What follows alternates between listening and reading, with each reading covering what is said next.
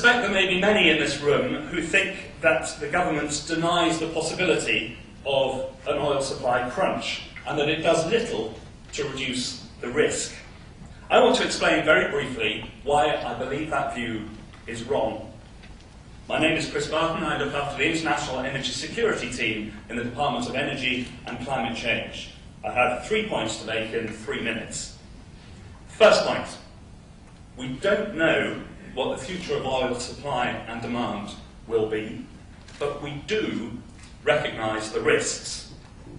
Some people see peak oil as an imminent and high probability threat. Others say that demand will peak first and that we don't need to worry about oil supplies. And there are a range of views around those and in between them. And on one side, we get people being called complacent. On the other, we get them being called alarmist. So who's right? Well, we don't know who is right. But we do recognise that the risk of rising and volatile oil prices is real. And we recognise that the risk to climate change of continuing with our current use of oil at the levels we're at is real. And we therefore recognise the need to reduce our dependence on oil as a key way to mitigate these risks. Second point, we are taking action to mitigate these risks. We are taking action to reduce our dependence on oil. The Low Carbon Transition Plan, which was published in July last year, summarises what we're doing. And we're doing many of the things that are recommended in the report that is issued today. The report rightly advises that we seek to do more on energy efficiency, and we're doing so.